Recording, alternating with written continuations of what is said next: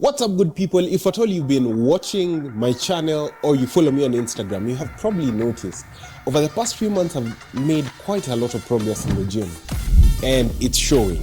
So I was wondering, just what have I changed that has made me make that much progress? That's what I will share with you in today's video. But first, let's jump into something a little cleaner. So much better. And the first thing that I have done that has helped me see a lot of progress is to use a consistent workout routine for at least 8 to 12 weeks. And here's the thing, many of us usually try a workout program for maybe like a month, and when you're not seeing gains, you feel like, maybe I need to change things up. Sometimes it's not that. Maybe sometimes it's that you actually need to do it for long enough for you to actually make progressive overload, and that's the only way that you're going to see progress in the gym in regards to the program that you're using. If it was me, I'd change it maybe every, after 12 weeks, maybe take a break and then change the workout program. So that's the first thing, stick with a consistent workout routine. And then there's your diet. That's what you eat. And this is where many people go wrong. And here's why I say that. Many people think you need to get on a diet, you need to, be stringent with what you eat, but that's not the case. There's a principle I borrowed from many influencers online, and that principle is called the 80-20 principle. So 80% of your diet should be clean, and then the 20% is flexible. And note, I did not say dirty, I said flexible. So you can have some cheat meals, you can have a bit of snacking here and there, but make sure it's just 20% of your diet.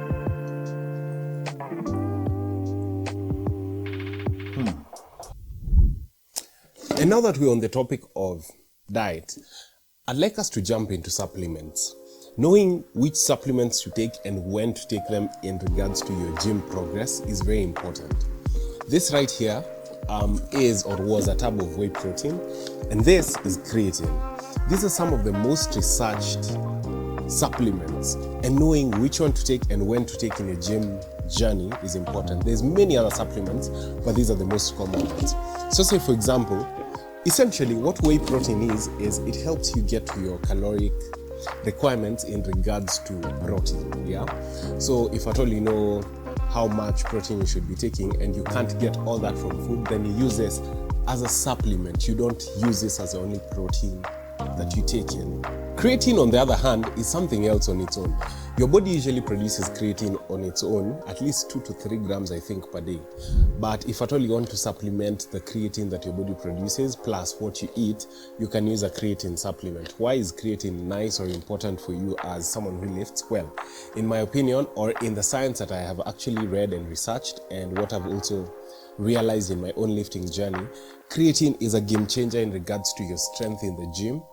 And then because it retains a lot of, not a lot, it retains quite a, huge chunk of water in your muscles, you tend to look fuller, yeah? So say for example, if you start using it based on the prescriptions online, which you can easily find, and some are written here, you'll actually realize after your 3rd week or 4th week, you actually start looking different. Whilst this is somewhat temporary, it is somewhat permanent, and here's what I mean. It is permanent because once you stop using creatine, of course your water weight will go down, and that means you lose a bit of size, but the new gains that you will have made based on the progress of the weights you're lifting in the gym, you will keep. I don't know if that makes sense. A friend of mine once jokingly warned me that when you get off creatine, you'll be weaker than when you first believed. Whilst this is partly true, I think it's a very critical supplement if at all you want to make gains much faster. Something else that is critical in regards to making your gym progress faster is progressive overload. And what does progressive overload mean? Essentially, it is doing more. It could be more reps, it could be more kilos, it could be more sets, yeah? That will ensure that you're somewhat overloading that muscle so that when it is toned down and grows bigger, it grows much stronger, and that will result in you seeing a lot more gains in the gym. So say for example, if at all you bench press maybe 50 kilos this week, and maybe you do 4 sets of that, next week you could actually maybe make it 55, and then you do the 4 sets of that. Or maybe you find the 55 too heavy, could actually do 5 sets instead of the 4 sets that you did last week. Or perhaps you could even add more reps to whatever sets that you're doing last week. That way you'll make sure that you're making progress in the gym so that you're not doing the same thing that you did last week. And the problem with that is it usually leads to a plateau where you become bored and you don't see gains, and you don't want that to happen to you. Another thing that I have noticed to be very critical is changing the environment in which you lift.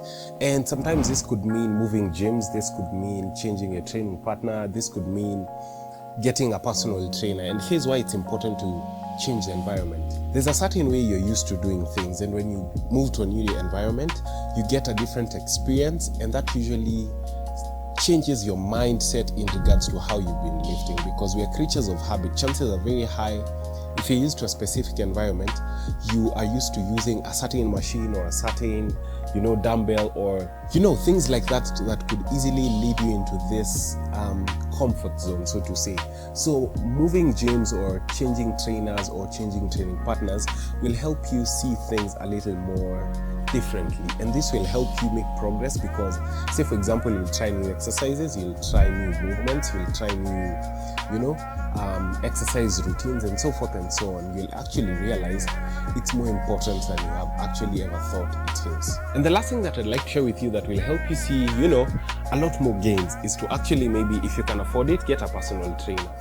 As human beings, we are very self-protective, so you don't criticize yourself, you don't critique your movements, you don't really think about what you're doing as you're doing it. So having someone else to see it from a different point of view will help them give you real-time feedback, and that way you can actually be more present in regards to whatever exercises that you're doing in the gym.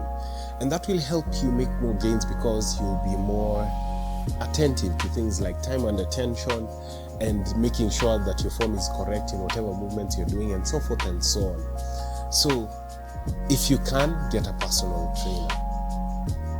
And that, ladies and gentlemen, brings us to the end of today's video. If you enjoyed today's video, be sure to hit that subscribe button and smash that like button as well. I'd really appreciate it. Thank you so much for making time. Thank you for always dropping by my channel. I'll be sure to see you when you see me.